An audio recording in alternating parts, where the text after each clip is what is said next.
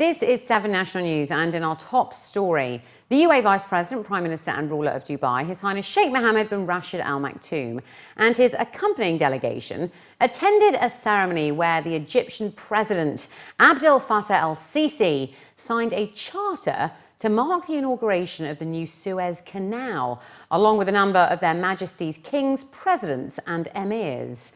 The Egyptian president thanked world leaders for their participation in the inauguration ceremony, saying that Egypt offers to the world a gift of development and construction.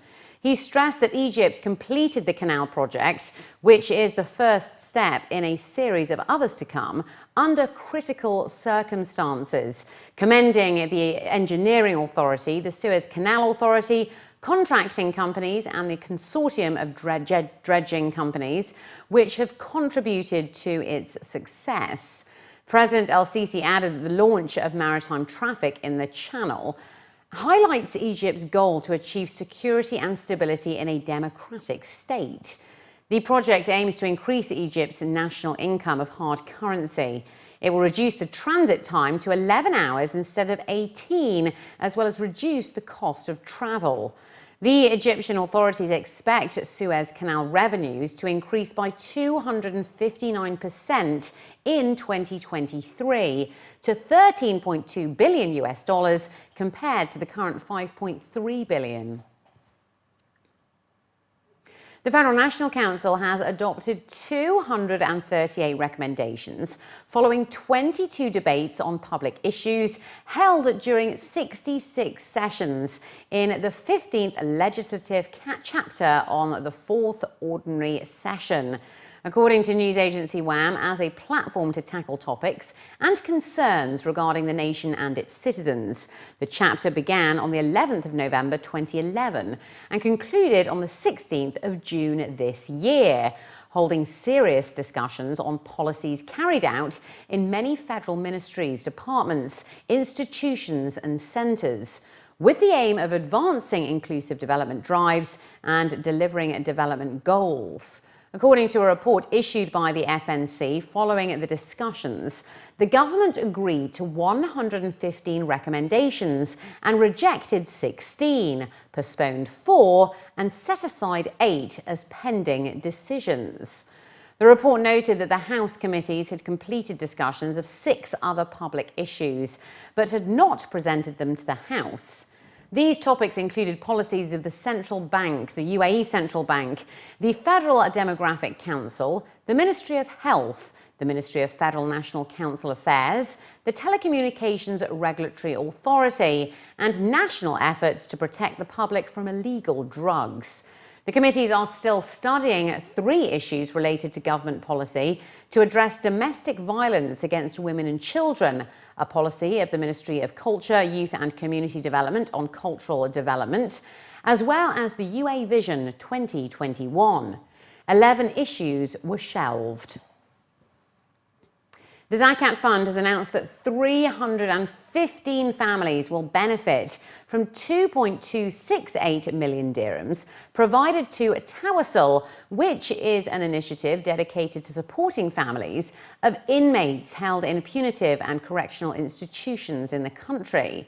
Abdullah bin Akida al-Maheri, the Secretary General of the Zakat Fund, said that the organisation has increased its funding to the programme, which supports families whose sole providers are in prison. He added that Tawasul looks to ease the financial difficulties of affected families, help to integrate them into the community, as well as give them a real opportunity to uphold the principles of a crime-free life and not to succumb to the pressures of deprivation. 7 people died and 79 were injured in accidents caused by burst tyres during the first half of the year. Brigadier General Kamis Ishak, the director of the Traffic and Patrols Directorate at Abu Dhabi Police, made the announcement, revealing that 13 of those injured were severely hurt. 26 sustained medium injuries and 40 suffered mild injuries. The highest number of accidents happened during May, when 65 were reported, leading to 4 deaths, 9 severe injuries, 19 medium injuries and 33 mild injuries. Off the back of this, the director urged all motorists to be cautious, particularly during the summer months. In a bid to regulate the sale of subsidised LPG cylinders across Abu Dhabi, ADNOC Distribution is inviting customers to register for the free prepaid RAK Gas Cards by the deadline of the 8th of September. This will allow consumers to purchase the cylinders at ADNOC Distribution's network of service stations.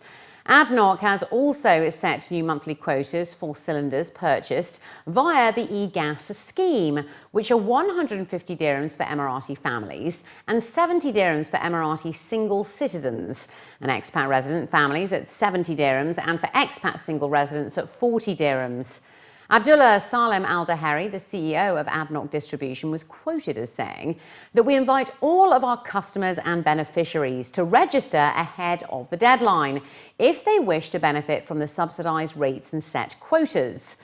Customers can also apply for these cards at 98 service stations across Abu Dhabi, which include 52 outlets in the capital, 27 in Al Ain and 19 in the western region. Emiratis need to present an Emirates ID, an original copy of the family book for UAE families, and proof of residency. While expat residents must present an Emirates ID, an original copy of spouse or child visas for expat families, and also proof of residency. The online application is completed.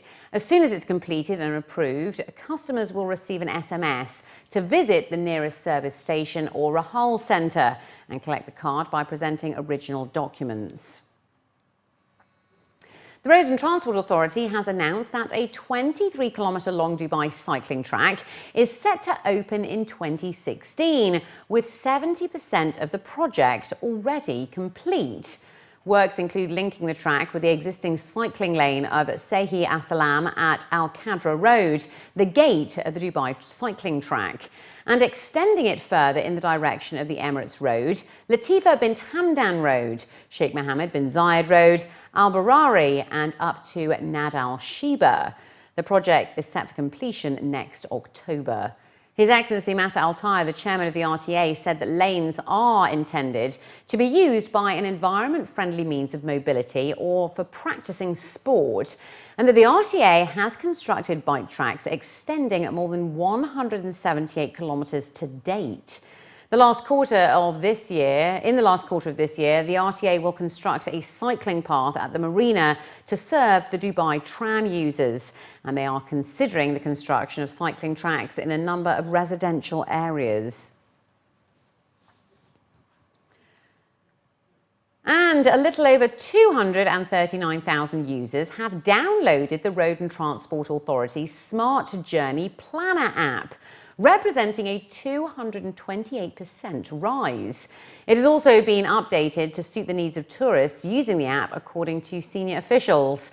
Musa Al-Raisi, the Director of Transportation Systems at the RTA, stated that during the same time last year, the app recorded only 72,704 downloads, which means that more than 239,000 people have downloaded the app within 6 months. The app was recently updated and it now serves metro and bus riders. Al-Raisi added that the app was also updated to use Arabic on iPhone, Android and BlackBerry devices, making it the first journey planner app ever presented in Arabic across the world. The user can also get information on timetables and the distance from any location by pointing the camera of the smartphone to any direction.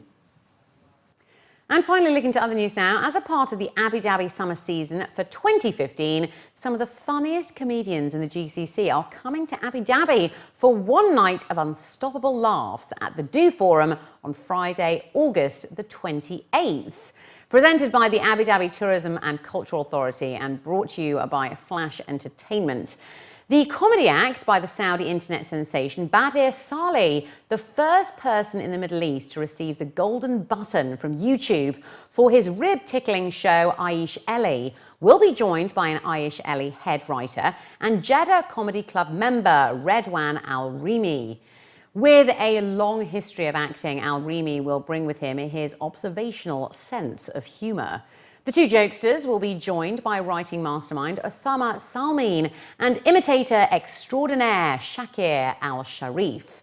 Hosting the show will be the two oldest members of the Aish Eli family, the producer of the show, Momen Afandi, and the director of the third season, Jotaro. Tickets are now on sale at Ticketmaster and all Virgin Megastore outlets.